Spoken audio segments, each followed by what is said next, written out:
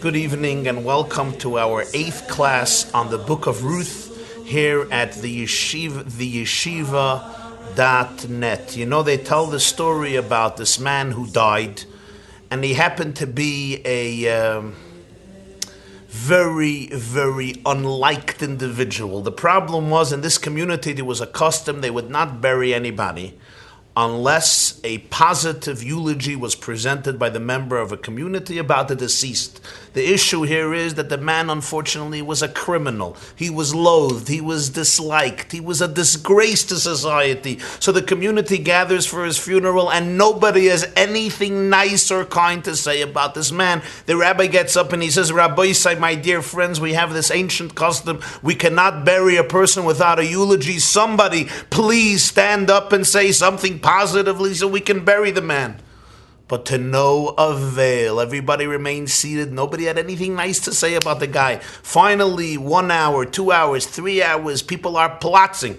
An old man in the back raises his hand and he says, Rabbi, I have a eulogy. The rabbi says, is it positive? He says, yes, it's going to be positive. They call the old man up. He comes up. He gets up at the podium and he says, my dear friends, I want to tell you that his brother was much worse. Well, you could understand what a compliment, how positive a compliment it is when the best thing I could say about you is that relative to your brother, you are a kind person. Which brings us to the issue that we have been dealing with the last few weeks, and that is the difficult, the blemished, the tarnished, the complicated blood that flows in the family destined to represent aristocracy, to become the royal monarchs of the Jewish people, beginning with King David and ending with his descendant Mashiach, King Mashiach. It's been said by great people that yichus, lineage, which by many is considered a very prominent thing, is akin to something specific. You know, somebody once came to a great Rebbe and he says, Rebbe, I have great yichus. My ancestors were extremely prominent and distinguished people.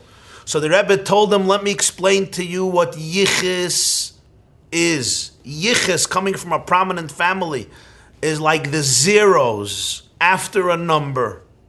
So if you have number 1, or even better number 2, number 3, then you have 5 zeros, 6 zeros, 7 zeros, never mind 8 zeros. There's something to talk about.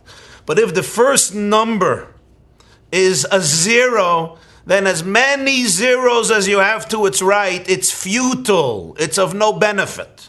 So the Rebbe told him, if you are something, if you work on yourself, if you make something out of yourself, if you challenge yourself, if you refine yourself, if you become at least a number 1, then all the zeros will add up to something. But if you remain a 0, then all your yichus, all the lineage, all the prominent generations that you come from your ancestry really will become futile. But if you're somebody on your own, then yichus does matter. The blood that flows in our veins from previous generations, the genes we carry, the values passed on from generation to generation, both genetically and by role modeling, both through nature and nurture, we don't have to elaborate, is extremely significant, which brings to mind the question, why is it that Providence had it that the family, which embodies Jewish royalty and aristocracy, the dynasty of Malchus based David, the kingship of the house of David, is shrouded in such complicated genes on every level, to the extent that for generations there was a question if King David, the father, the Zayd, the grandfather of Mashiach, was a complete Jew because he comes from a Moabite convert, as discussed at length in previous classes. And in last class, we explored two aspects. Number one, why the lineage of Jewish aristocracy, of Jewish royalty, comes particularly from Moab. Why such a strange and difficult and complicated and questionable lineage? The second issue we discussed is why the birth of this particular family is shrouded in so much secrecy, where often those involved in creating the seeds that will produce King David and produce his descendants and produce Mashiach are clueless as to what is going on. Why? Tonight, we come to step 3. After discussing the lineage, discussing the secrecy, the mystery, we now discuss the promiscuity. Namely, the dynasty that produces Jewish royalty seems to come about continuously through relationships and unions which seem morally questionable. Much promiscuity, behaviors that on any level don't seem completely appropriate, certainly not modest, certainly not the Torah way of a relationship. And yet it's particularly these relationships that will produce Mashiach. We don't have to look far. Let's begin with Ruth. Ruth the Moabite begins with a relationship between a father and a daughter, Lot and a daughter when he's drunk. Ruth herself comes from the Moabite nation, and she is, as the Gemara in Baba Basra calls her, Ima Shel Malchus, Baba Basra Tzaddik Aleph, Ima Shel Malchus, the mother of royalty, Lot and his daughter. If we go to her husband Boaz, he comes also from questionable relationships. Yehuda and Tamar, their relationship was not very modest. Tamar was dressed like a harlot, like a Zayna, and Yehuda went to her and they had a relationship. And then it continues. Yishai, the grandson of Ruth. Ruth's son is Ovid, Yishai is his son, and he wants to have a relationship with his maid, as discussed in previous classes. But his wife dresses up as the maid, and he thinks it's the maid, and really it's his wife. His son is David, who has a relationship with Bathsheba, also very complicated morally, and from this comes King Solomon, Shlomo. Yehuda and Tamar come from Yaakov, who marries two sisters. He thinks he's marrying Rachel, he's really marrying Leah. Why so much apparent promiscuity? To produce the seed of King David, of King Solomon, of Melech HaMashiach and Mashiach himself. The secret of this has been revealed to us by our great master, the Arizal, Rabbi Isaac Luria, Rabbi Yitzchak Luria, the greatest Kabbalist of Jewish history, who lived in Tzfas. His yahrzeit, his anniversary of passing, is on the 5th day of Av. He died in the year 1572, Shin Lamed Beis, and is interred in the holy city of Tzfas. And one of his works is known as Shar HaGilgulim, the portal of reincarnation. It's a work that deals with reincarnation throughout history. It's a fascinating work. And in Agdama Lamed Ches, the 38th introduction, the Arizal shares with us the Kabbalistic secret to this enigma. I'm going to ask you to open up source number 1 in your curriculums. Right below the video, there's a PDF with a curriculum. Please look at source number 1. And we have here the language of Rabbi Chaim Vital, the student of the Arizal, who transcribed his master's teachings. Da, says the Arizal, no. Ki li'olam ksha neshama higdoila miyoid, whenever a soul is very great, we cannot take it out of the shells, of the forces of negativity, that are shells, they eclipse and they cover up the truth of godliness and holiness. We cannot extract these great souls from these shells only through trickery and schemes. Many great lofty souls are born as children of complete ignoramus people and sometimes children of wicked people. This is true about David. His soul cannot be extracted from the external forces that eclipse godliness, only through that particular story that his father thought he's having a relationship with his concubine, with his maid, and really it was his wife. If it would have not happened in such a way, the external forces would have never allowed this soul to emerge into the world. This is the reason why Tamar had the type of relationship she had with Yehuda. Why Ruth came about the way she came about, and the type of relationship she had with Boaz. V'rachav hazoyne, rachav the harlot, v'chol shar hagerim, and all of the converts, sometimes very lofty souls, who were born non-Jewish parents. Malchei Beis David, v'chein Malchei Beis David, is it true about many kings of the house of David? Umashiach, it's true about Mashiach himself. Sheboyim,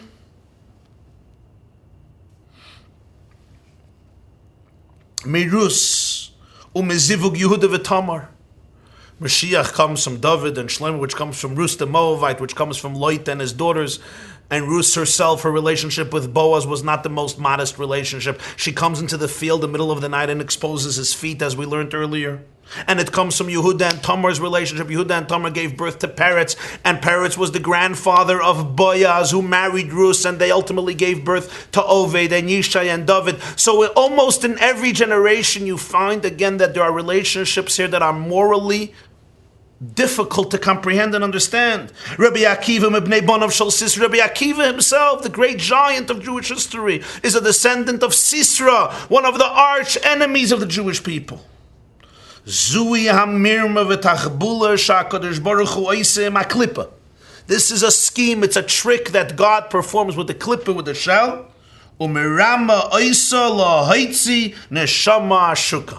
God deceives her to release from her a soul that has been robbed by her. What is the Arizal telling us? In Kabbalistic literature, history is understood as a major battle continuously going on between Kedusha and Khalipa, between the forces of holiness and the forces of negativity that are antithetical to holiness. The forces of holiness are called Kedusha. The forces of unholiness are called Khalipa. Khalipa means a shell, it's a husk, which covers up and eclipses the truth of existence. It eclipses the truth that everything is connected to God. It eclipses the truth that there's holiness, there's godliness, there's goodness in everything. And that the truth of everything is that it's a reflection of God, and it reaches its ultimate potential when it reflects God. Khalipa covers up this truth and creates a dissonance, a fragmentation between the universe and God. Khalipa operates both on a microcosmic level and on a macrocosmic level. Both on a micro level and on a macro level. The battle is within each individual, within our own consciousness and psyche, and it's also true of the world at large. But here is the paradox. Nothing can live without God, even Khalipa, because the source of all life, the source of existence, the source of vitality is godliness, is Kedusha. So Khalipa also lives from holiness. In other words, even Khalipa doesn't have an independent existence in reality, because nothing can have an independent existence in reality. Because if it's truly independent from God, it would cease to exist even as a cover-up. So the very cover-up has to be fueled by God himself. And that's the paradox of Khalipa. In other words, the real truth of Khalipa is that it receives its very nurture from holiness. Now, it has a certain amount of nurture that God gives it in a very concealed way, because if it would be in a revealed way, it wouldn't be able to be covered up. Khalipa means that its source is covered up.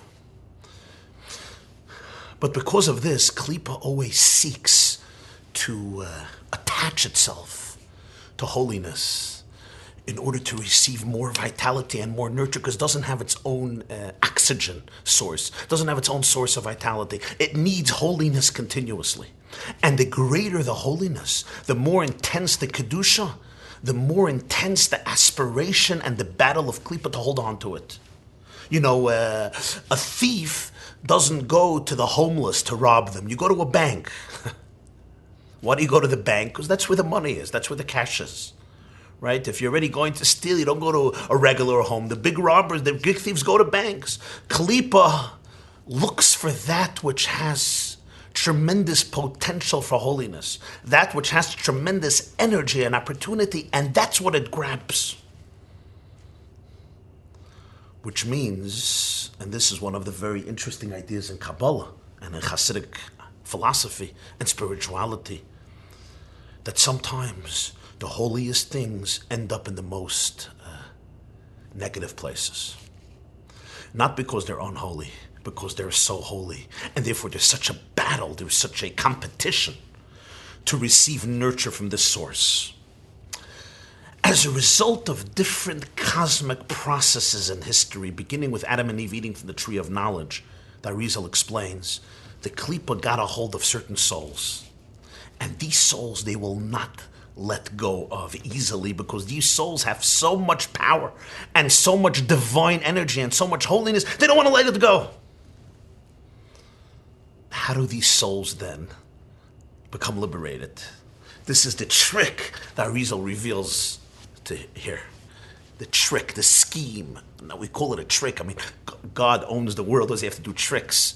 But the point is, there's a certain system in which God created the world, in which the world progresses to its destination throughout history. And that system is usually not undermined even by the Creator himself, just as there's a system called nature, which is not undermined by the Creator usually, unless in unique circumstances. This process of Kedusha and Khalipa is also not undermined. So what's the way to get these souls out of their clutches? What do? The trick is, if the Khalipa sees that these souls will be introduced into situations that are very promiscuous, very unholy, where the chances are that the soul will become even more corrupt by descending into the world and being born under these circumstances, there is so much darkness engulfing the birth of this soul that the soul probably will degenerate morally and spiritually even more, which will allow the Khalipa to receive even more nurture from the soul. Because as we said, whatever has a greater potential for holiness has more potential for life. That's what the Khalipa wants. So whatever has a potential for holiness but does not attach itself to holiness, it allows itself to nurture the Khalipa. That's what the Khalipa wants most. So if they can allow these souls to come into relationships that will corrupt the souls and schlep them down, then they will be able to receive unbelievable nurture and vitality from these souls. And hence, this is the way to obtain these souls. So the greatest souls of history, Avraham Avinu, as the Arizal explains there, comes from Terach. Ruth, the mother of Mashiach, comes from the relationship of Lot and the daughter. Khalipa looks at the relationship of Lot and the daughter and says, what can come out of this seed? What type of soul will come from this seed?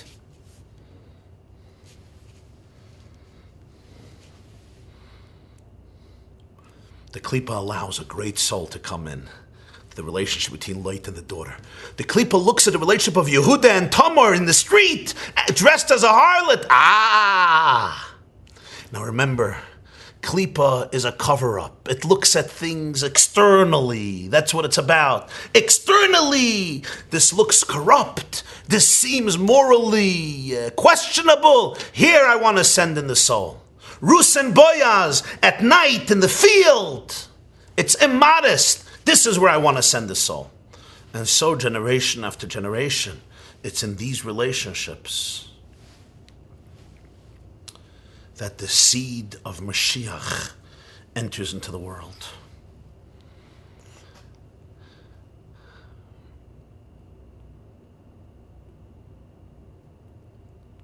There's an interesting story that illustrates this. They tell a story about a man, a diamond merchant, and he once was traveling and he had to stay over at a hotel. And when he came to the front desk, they told him, that all the rooms are taken. If he wants, there's one room that has somebody there, and they can give him a bed in that room. But they warned him. They said, that guy is a shady character. He's known as just be careful. You're a diamond merchant. You come in with your merchandise. The owner of the hotel was his friend. He said, just be careful. He's a very shady character. Now, so he takes the room. He didn't have a choice, and he's in the room, and he has this very expensive diamond, and he doesn't know what should he do with it. Should he just leave it in his bag? I mean, he was very suspicious that his neighbor can wake up in the middle of the night and steal his belongings and hide them somewhere and then deny it. So where should he put it? Should he put it under his pillow? Should he put it in his pocket? Should he put it in his bag? He was extremely afraid. He was actually right, because after he fell asleep, the thief, his neighbor, in the next bed woke up and, suspecting that this man has some precious merchandise, began to search. Indeed, he was carrying a very, very precious diamond, worth tens of thousands of rubles that he wanted to sell. And the thief, who suspected the nature of this person and his possessions, began to search and search and search. And for hours he searched, and the thief could not find it. Why couldn't the thief find it? Where did he put it? Where did he put it? I asked you that the thief could not find it. Did you guess? He put it in the bag of the thief. He put it in the very bag of the thief himself. So the thief was looking everywhere, in every place that belonged to the wealthy man, including under his pillow and in his pockets and in his suitcase. But one place he did not look. Nicht gesucht beim Ganev in Beitel. He didn't go to his own place, to the thief himself. He didn't suspect it would be by him. Why would this gem be by me? So sometimes when you want to protect something very, very precious, you kind of put it into the bag of the thief. You can't keep it anywhere else.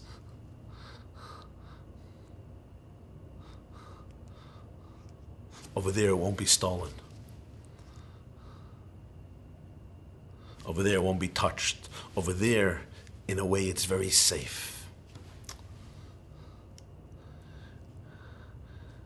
The Khalipa would not allow these souls to come into any other relationships. They have no way of coming into the world. The way they come into the world is shrouded through layers and layers of promiscuity. That's how these souls come in.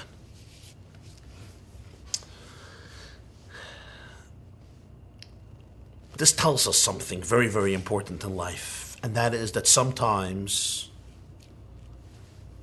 the greatest things are to be found in the places where you expect them least. And sometimes the greatest treasures are present in places that seem very filthy. Sometimes the greatest souls, the greatest moments, the greatest experiences you will discover in places that you did not expect them. And that's the deeper meaning of that medrash. And you can open up source number 2. That famous medrash that says, Matsasi David Avdi, I found my servant David. Heichon Matsasi, where did God find David? Well, David was lost. David was a child born. The answer is, Bisdoim, I found him in Zdoim. In Zdoim, you found David? How does David come to Zdoim? Zdoim was a corrupt city, but that's where Lot lived.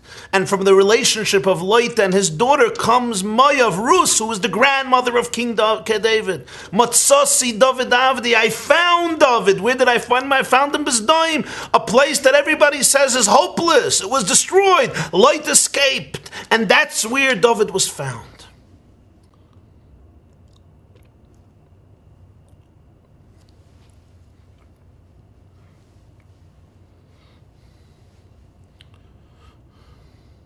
And this means in every person's life themselves.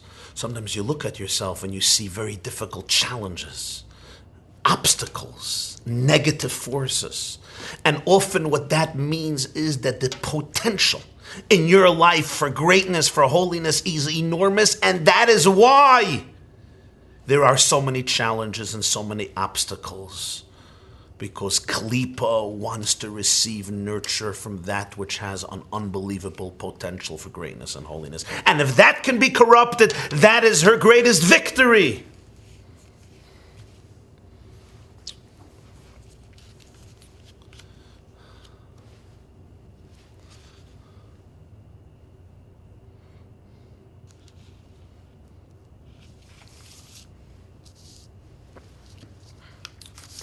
That is what the Arizal explains, why the soul of the dynasty of Jewish royalty and of Mashiach comes about from generation to generation through these very complicated circumstances.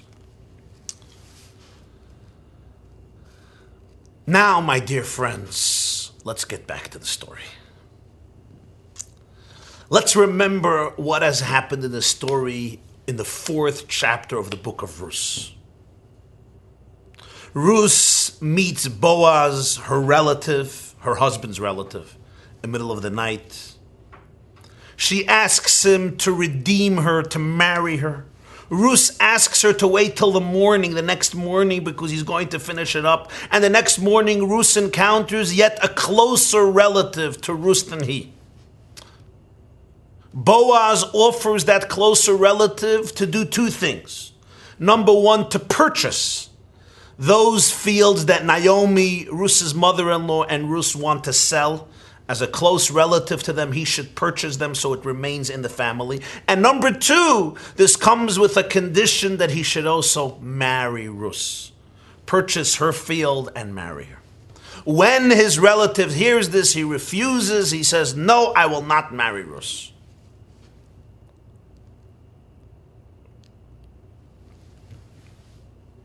He refuses to do it. And now, let's continue the story. Ruth Perek Dalet, Pasuk Zayin, the 7th verse of the 4th chapter of the book of Ruth. Now please open your curriculum. Right below the video you have a PDF document so we can read this pasuk inside. V'zois lefonim b'Yisrael. This has been the custom in an earlier period of time among the Jewish people. Al Hagula, when it came to redeeming something, selling something. Va'al Hatmura, or when it came to substituting one object for another object. Lekayem kol davar, to validate every transaction. Shalaf ish nalei v'nasan l'reyehu. The man took off his shoe and he gave it to his friend. V'zois ha'te'uda b'Yisrael. And on this there were witnesses who would testify concerning this acquisition among the Jewish people. This is somewhat of a cryptic verse, and it's hard to exaggerate on how much conversation this verse arouses and brought out in the literature of Jewish law, beginning in the famous sugya, in the famous Talmudic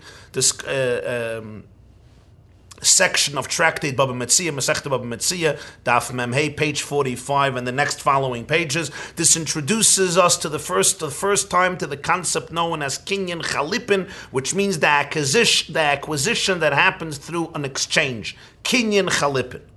Let's explain briefly what is going on here. In Judaism, ownership over a property, any type of property, for that ownership to be transferred from one party to another party, it cannot happen only verbally.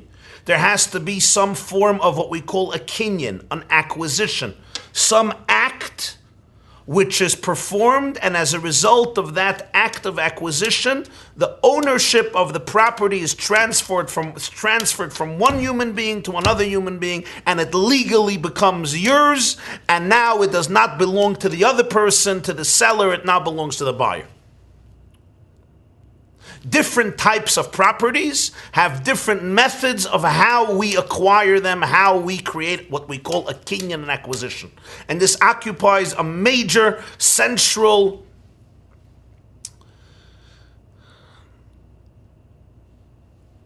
significant amount of discussion in Jewish law and Jewish literature and the Talmud, the area of acquisition and exactly the method of how it's done.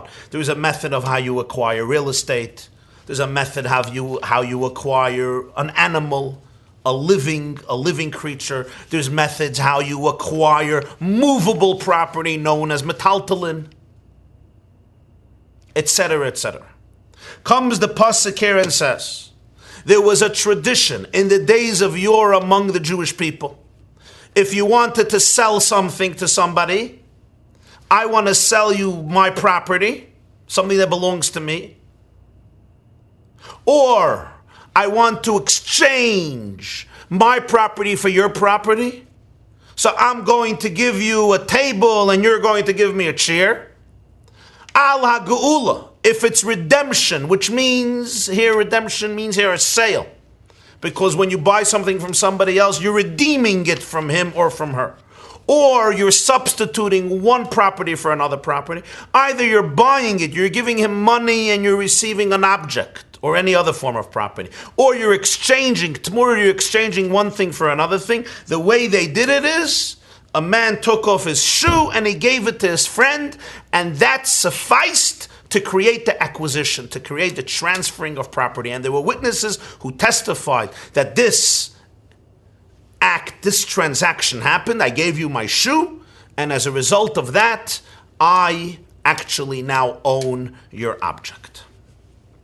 This is what we call Qingyun Khalipa, an acquisition through Khalipin, which means I take off my shoe, and essentially, as the Gemara explains in Masechta Baba Metzia, Daf Mem Zayin, it doesn't mean necessarily a shoe, but it means something that belongs to me. And it could be even something that's very cheap, that has no value, but it's something that's mine, and I give it to you. Who gives it to whom we'll soon see. But let's assume now I give it to you. In other words, let's say I want to buy something from you, but I don't have the money right now. Do I have to give you the money in order to own it? No, there's a method called Khalip, and I take my shoe and I give it to you, and as a result of that, in exchange for my shoe, you transfer to me the ownership for your property. This is called Qingyun Khalipa. I give you an object of mine, even though this is not the money. Really, I owe you money. But even before I give you the money, just by giving you this shoe, or this handkerchief, or this yarmulke, or this gartel, or this shirt, by giving it to you, I transfer it to you, and as a substitute, you transfer to me the ownership for your property. That's al-hagula. V'al hatmura, what's al-hatmura? We substitute an object for an object. I give you my object, you give me your object. This is how Rashi explains the pasuk in Masechta Baba Metzia, Daf Mem Zayin. There's the famous opinion of Rabbeinu Tam, quoted in the Rashba in Kiddushin Daf Chavches, where Rabbeinu Tam explains that this pasuk actually refers to three types of methods of acquisition. Al-Hagula refers to a regular sale, either through money or through physical acquisition. Say, I give you money to buy your home, and when I give you the money, the home becomes mine. Or other things like metaltalin, which means movable property, which according to Jewish law, I acquire them through physically taking them, physical acquiring them. That's the first al-ha'geula. Then there's al-hatmura. What's al-hatmura, says Rabbi Tam? This is when I exchange one object for another object, which are more or less the same value. You give me your table, I give you my chair. You give me your cow, I give you my donkey. You give me your sheep, I give you my sheep or my goat. That's al-hatmura. And then there is the third aspect, sholaf ish nale, I take off my shoe and I give it to you. Here, I'm giving you my shoe, and you're giving me your house. Now, a house is a little more expensive than a shoe, even after the recession. But this is the concept called Qingyun Khalipa. I do not have to give you the full value of the house. Rather, the very fact that I gave you my shoe, in substitute of what I gave you, you give me the house. Later, I'll have to pay you or whatever our deal is. Maybe it's a gift, but I give you my shoe, and that suffices for you to give me something, even if it's far more valuable than the thing that I gave you, than the object that I gave you. This is how Rabbi Tam explains the pasuk. 3 levels of kinyanim. Rashi, however, says it, as I said before, al-geula is a sale for money. But even before I give the money, I give you my shoe, and al-hatmura is substituting an object for an object. How does this come in over here? This is an introduction to Pasuk Ches. The Pasuk is giving a premise that the way it used to be in Israel was, when you wanted to sell something or substitute something, you took off your shoe and you gave it to the person, and as a result of that, you obtained ownership of what he had to give you. Comes Pasuk Ches, take a look at Pasuk Ches. Vayomer hagoyel leBoaz, the Redeemer, tells Boaz, the Redeemer, the one who's a closer relative to Ruth than Boaz. The one who Boaz was also a relative of Ruth. How was Boaz a relative of Ruth? Because Boaz was a first cousin of Ruth's deceased husband, of Machlon. Boaz was the son of Salmon, who, as we know, was a brother of Elimelech, who was the father of Ruth's husband. So Boaz was a first cousin, but there was a closer relative. We know him as Pliny Almoini, the anonymous fellow, who was actually Boaz's uncle, Elimelech's brother. And Boaz therefore offered him first to purchase the field of Ruth and Naomi and to marry Ruth. But the man refused. So Vayomer Agoyel Boaz, the Redeemer, tells Boaz, Knei Loch, you acquire. What should you acquire? Acquire the rights that I had as the closest kin of Ruth to purchase the field and marry her. I'm giving you now these rights. Vayishloif nale, and he took off his shoe and gave it to him. What's unclear is who took off whose shoe. Did Boaz take off his shoe and give it to the Goyal, or did the Goyal take off his shoe and give it to Boaz? The difference is not only the meaning of this pasuk, the difference is how this particular method of acquisition is achieved. And this is the famous argument in Masechta Baba Metzia Daf Mem Zayin, and the argument is also in Medrash Rabbi here in Ruth. Does Qingyun Khalipa happen bekelov shal makna or bekelov shal koina? Does it happen through the property, through a garment of the owner or of the buyer, of the one who's transferring this property or the one who's obtaining, who's receiving the property? And this is a big argument. You could say Qingyun Khalipa happens bekelov shal makna, which means if I want to give you my home, or sell you my home, or sell you my animal, or sell you any other property, or give you any other property, by giving you even my shoe, that transference of that shoe, even though it's only a shoe, as a result of that, that's a method that suffices that the entire property I want to give you is now transferred to your ownership. And I cannot regret it anymore. The transferring happened, the acquisition has been achieved. And there are witnesses who testify. Or you could say, Chalipin is Bekelev Shalkaina, the one who wants to purchase it, the receiver, the buyer, the recipient. He or she is the one who gives the shoe to the seller, and as a result of giving you something of mine, I receive in return that which you want to give me.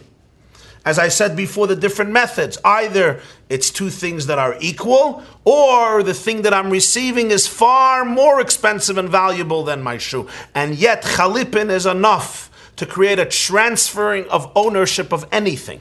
Almost anything. Not everything, but almost anything works through Chalipin. There are some exceptions discussed in the Talmud and Jewish law. So which one is it? Who took off his shoe? The Goyal told Boaz, obtain the rights. So he took off his shoe. Who? Did the Goyal take off his shoe and give it to Boaz? Did Boaz take off his shoe and give it to the Goyal? This is an argument in the Talmud and the Medrash. What's the halacha? The halacha is Qingyun Khalipa is Bekelev Shalkaina. It's the one who's on the receiving end. Which means that according to the halacha, it's Boaz who took off his shoe and he gave it to the Goyal. He gave his shoe to the Goyal. Now he received something in return. What did the Goyal give him in return? He gave him his rights. What are his rights? His rights are as the first redeemer who has the rights to obtain and purchase the fields of Naomi and Ruth, and that was now given over to Boaz. He's second in line, and he now represents, he takes over the place of the Goyal, and now he is the one who does it. Just to give it a practical application, I'll give you an example. A lot of people don't understand what they're doing, so it's a good thing to emphasize. It's before Pesach. You're coming to sell your chametz, right? So you come to the rabbi, and if you'll notice, the rabbi asks you to sign a document and write the address and what you want to sell to the non-Jew for Pesach. But before the rabbi does all of this, the rabbi will take a handkerchief or a yarmulke or a gartel, a girdle, and he'll say, take, right? And you'll take the gartel, and even before fetching it, you'll already give it back to him, right? What are you doing? Why are you doing it? Why are you giving it back to him? Why are you giving it back to him? This is what's called the Qingyun Khalipa. The rabbi is giving you his gartel, like his shoe, which is not very valuable. I mean, a gartel can be a few dollars. There are gartels that are more expensive. Gartels are girdles that Hasidim pray with. They they separate the two parts of their body during prayer with a girdle. But it could be anything of similar, any type of cloak or garment, even something very cheap. And the rabbi gives it to you, so he's giving you something. Now it becomes yours. In exchange for what the rabbi has given you, you're giving him something. What are you giving him? You are transferring to him the rights to serve as your representative, to sell your chametz or your home or your property to the non-Jew for Pesach.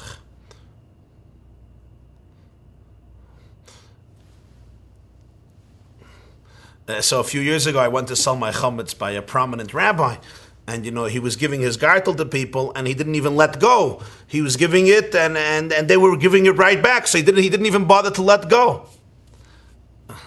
So I guess the mischievous side in me, I took the gartel, and I took it away, and I held it. And the rabbi is waiting there with his it was humorous. The rabbi is waiting there with his hand. He wasn't even looking at me. He was just expecting to have it back. And then after a few seconds, he didn't get his gartel back. He looks up and he says, "What's this?" I said, "Rabbi, how do you know I want to give it back to you?" He says, "Oh, finally somebody who knows what Qingyun Khalipa is." So you have to understand what you're doing. You'll go to another event and you'll see they tell the chassan, they tell somebody else, "Here, hold the gartel." This is actually an acquisition. You're acquiring something, and as a result of that, you're giving something. You're giving over a certain right. You're indebting yourself to something. So technically, it belongs to you. The rabbi gave it to you. If you want, you could be a nice guy and give it back to him. But that's a gift. You don't have to give it back to him. I don't mean to plant any ideas in you, but legally you don't have to give it back to him. This is called a Qingyun Khalipa. For something very, very cheap, a gartel, a shoe, you get in return something major. You can get a house. And this is a legal acquisition in Judaism. It was an known tradition, and that's what happens here. Boaz gives his shoe to the Goyal, and as a result of giving his shoe, he gets back the rights to marry Ruth, to redeem the field of Ruth and Naomi, which usually is the rights of the closest relative who's alive. And this man is the closest relative, so he transfers these rights to Boaz as a substitute for the shoe. That's the more or less a brief outline of the legalistic dimension of these two psukim. But now, let's take this a step deeper. What's the meaning, v'zois lefanim b'Yisrael? This has been, in a former period of time, the custom among Jews. In other words, it was not the contemporary custom.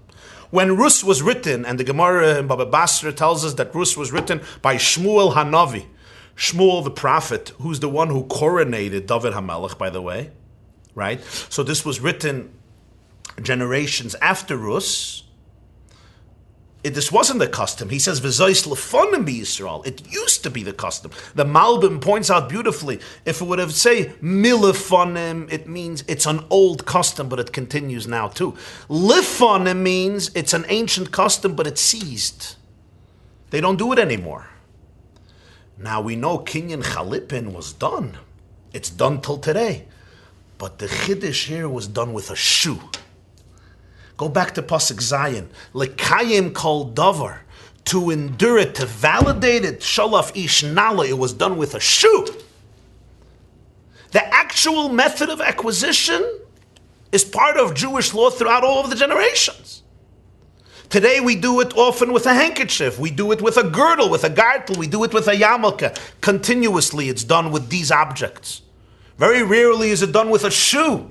But v'zois lefanim, it used to be done with a shoe. And Boaz went back to that custom. He did it with a shoe. What's the significance of this? Why'd they stop doing it with a shoe and they changed it to another part? The Malbim has a very interesting, legalistic, complicated interpretation. It is an ingenious interpretation, but it's beyond our discussion. You could look in the commentary of the Malbim. It's very interesting. I want to discuss with you today a somewhat spiritual, mystical interpretation. It's fascinating in Zohar, Parshas Chukas. There's a long shmuas about this pasuk, why they used to use a shoe. And in the commentary on Ruth, known as Shoresh Yishai, it's a very mystical and fascinating commentary on Megillas Ruth that was authored by Rabbeinu Shloime El-Kabetz, one of the great 16th century Kabbalists of Tzvas. He wrote a commentary on Megillas Esther, Mones Halevi. He wrote a commentary on Megillas Ruth, Shoresh Yishai. He was a brother-in-law of the Ramak, Rabbeinu Moshe Cordovero, the author of the Pardes Rimonim, the Orchard of Pomegranate. In Shoresh Yishai, he discusses the Zohar Parshas Chukas at length. I want to take one idea of this Zohar and discuss it more. It's very mystical, very abstract. But I want to discuss it in more concrete and practical terms that we can relate to. What is a shoe? A shoe allows us to tread on the earth, on the ground. What would happen if we would not wear shoes? Two things would happen. First of all, you would hurt your feet. You would hurt your feet when you touch hard surfaces or pebbles or rocks. Besides that, you would get very dirty. Even if you won't get hurt, you get dirty. So the shoe really creates a partition, a separation. It protects our legs, it protects our feet, so that there should be something separating the lower part of our feet, our heels, and the hard surface of the earth and the ground. That's the reason why we wear shoes, but there are exceptions. When Moshe is approaching the burning bush, what does God tell him? Remove your shoes from your feet because you're standing on holy soil. We know that Kohanim, the priests, when they served in the temple, they had to serve barefoot, without shoes. In these cases, in these places of holiness, we do not want a separation between your feet and the ground. We want that your feet should be directly connected to the ground. Why? Because when you're treading on earth or on a ground that is a hard surface and it's dirty and it can damage you and hurt you, and maim you, then you have to wear a shoe. Then you have to separate yourself from the earth. You need something to protect you. But when you're in a place of holiness, of transcendence, then on the contrary, we don't want a separation between your body and the locale of holiness. Take your shoes off your feet. Here, there should be a direct contact between your physical body and the place of holiness. This is the deeper mystical reason, and we discussed this in chapter 3 of Ruth, why when somebody dies, a husband dies, unfortunately, childless. There is the mitzvah in the Torah known as Yibum, levirate marriages, where if the husband has left a surviving brother, there is a mitzvah that his widow marry that brother, even though usually that's a relationship that is forbidden in the Torah to marry your brother-in-law even after the death of your husband. In this case, where the husband died childless, it's a mitzvah on the woman, on the widow, to marry her husband's brother. What happens if she doesn't want to marry him or he doesn't want to marry her? Then there's the second mitzvah, the second option known as chalitza. What is chalitza? A special shoe is made for this man, the brother of the deceased man. And the widow does chalitza, which means she unties the shoe and she removes the shoe from his foot. And it's this act which allows her to marry any other man. What's the meaning of this? What's the significance of this? The significance of this is that the idea of Yibum is that by her marrying her husband's brother, the legacy and the life of the childless man will be perpetuated through his former wife and his brother.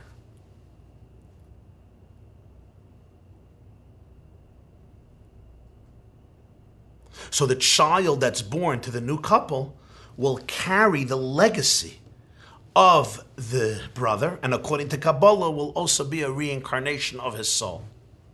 So this will allow the brother to continue to maintain a presence in this world. And that's the metaphor of the shoe, because the shoe is what allows us to have a relationship with the earth. If you want to stand on the earth, you need to have a shoe. The shoe is like the intermediary that connects the body to the earth. So the shoe is a metaphor for that which allows us to remain on the earth. When somebody passes away, they have no connection with the earth. And just as the shoe is that object which allows us to be connected to the earth, the brother, by marrying the widow, is allowing his brother to continue to maintain a presence on earth. When he refuses to do that, he's, so to speak, relegating his brother to the spiritual universes and dismissing his soul back to the chamber of souls in heaven. She removes the shoe, because the shoe represents that act of allowing the dead man, her husband, to continue to live on earth. It's the connection between the soul and the earth. Like the shoe is the connection between the body and the earth. So the shoe is really a metaphor for the physicality that the soul needs in order to live on earth in this world.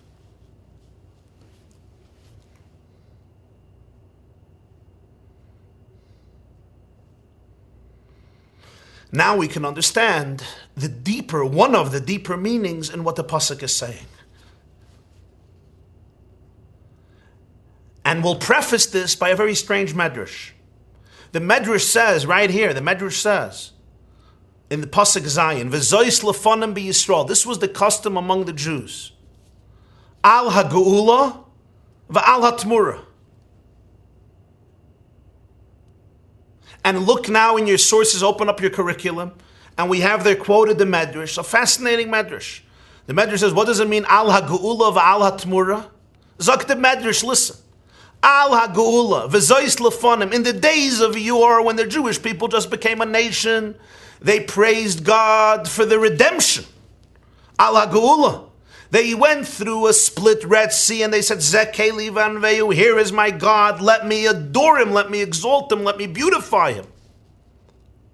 But then al ha'tmura, then they became enthralled by substitutes. When Moses disappears, they create a golden calf and they say, Eile lekechi Yisrael, this is our substitute for God.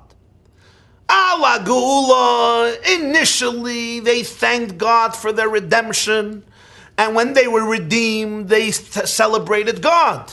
And then came a point, Al HaTmura, what they began to celebrate was the substitute, not the redemption, but a substitute. What was the substitute? A golden calf, as the pasuk says in Tehillim. They substitute their glory through the image of a bull, a calf eating grass. As the Medrash puts it quite sharply, well, take a look in the curriculum. In the days of yore, they thanked him for redemption. Now they thank for the substitute. There's nothing as disgraceful, disgusting, and grotesque as a bull while it's eating grass. When it's eating grass, its lips become disconfigured, and spit is running from its mouth. It's a disgraceful moment. It's not just they exchanged God for a golden calf. They exchanged it for a golden calf eating grass. In other words, something disgraceful, empty, hollow, disgusting. This became their God. Ala geula v'ala tmura. This, by the way, for people who are interested, is the reason why the old Satmar Rav, Rabbi Yoelish Teitelbaum of blessed memory, composed his book, his famous work, called Al HaGeula ve'Al HaTmura, based on this pasuk, on this medrash. How does this come in here to this pasuk? Where does it come? We're talking about a shoe. We're talking about an acquisition through a shoe. I gave you a shoe, and I got from you your property. I got from you your rights. Let's understand. V'zois lefonim b'Yisrael. This has been the custom among Jews. Jews always understood that lekayem kol davar. If you want something in life to endure, v'sholaf ishnaloi v'nosan l're'eyo, you have to remove your shoe. What does a shoe represent? A shoe represents that we're not in a place of holiness. We're on the earth, that the earth could damage us and make us tarnished and dirty, and hence we wear a shoe. When you're in a place of holiness, you remove your shoe, because then there has to be a unified, holistic connection between your body and the earth. The Jewish people always understood lekayem kol davar. If you want something to endure, shalaf ishnaloi, remove the shoe and turn it into a holy environment. The Jewish people understood that for anything in life to endure, for love, for a relationship, for a marriage, for family life, for business, investments, friendships, for something to endure, you have to remove the shoe and create an environment of holiness. What will really endure is godliness, transcendence, edelkeit, refinement, morality, goodness. They understood that the main element in acquisition, if you want it lekayim kol davar, if you want it to endure, if you want to be able to hold on to your property, not just during your lifetime, but it should endure for generations, then you have to connect it to holiness, to spirituality, to godliness, to transcendence, because that's what endures forever. That's what remains eternal. Godliness is eternal. Soulfulness is eternal. Truth is eternal.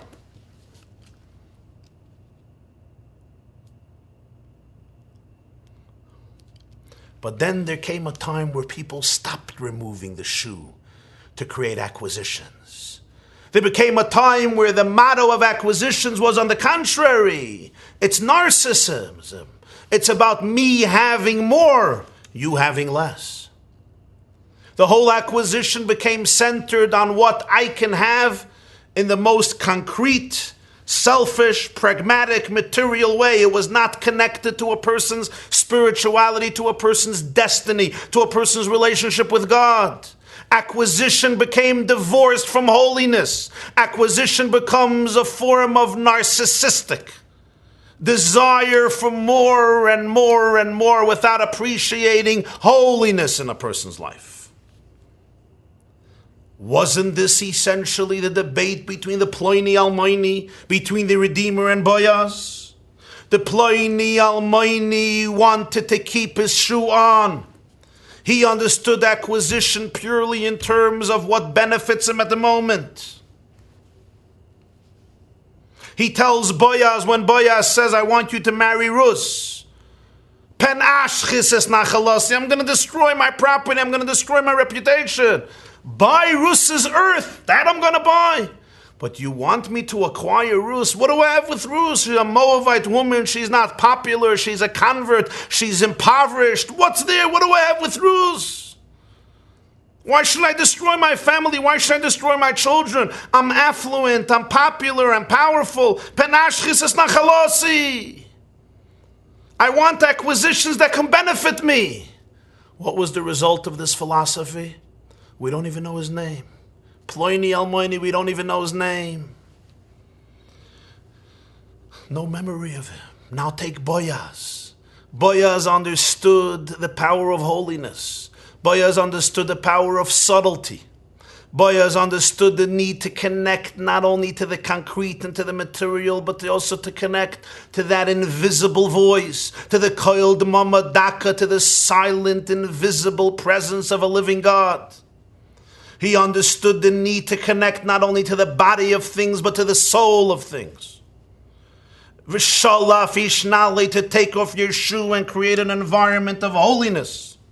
And he cast his lot with whom? With this woman Ruth, who from a material perspective had nothing. And yet, together they built up the most enduring reality in Jewish history.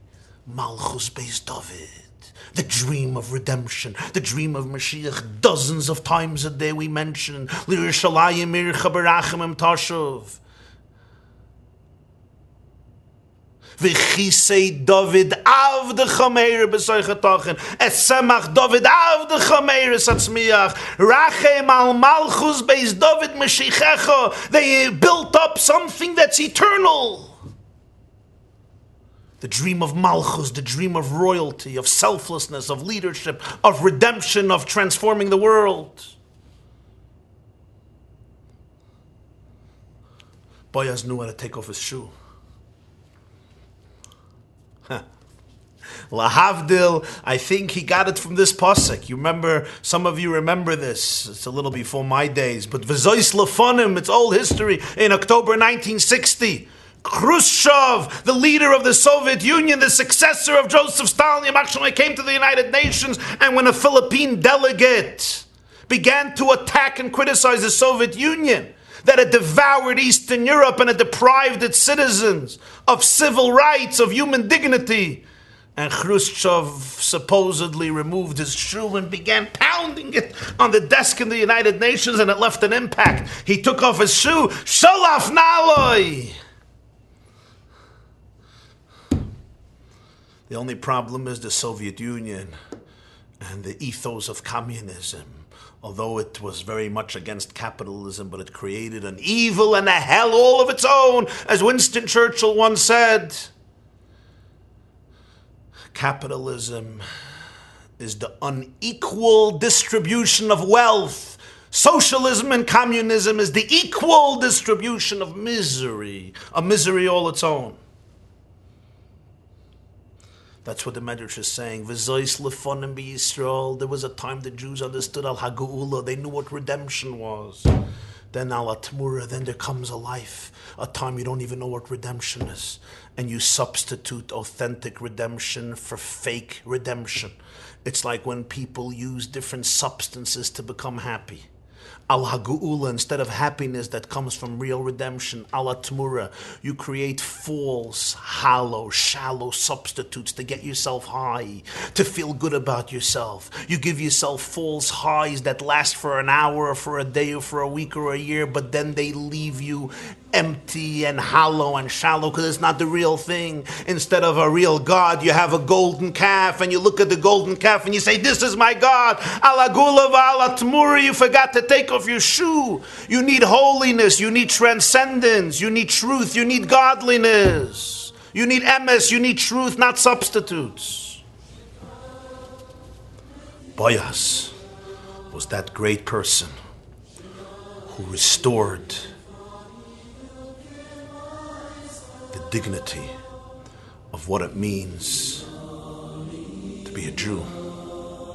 He took off his shoe. take off his shoe. He connected with something that would endure for generations, for eternity. Have a good night.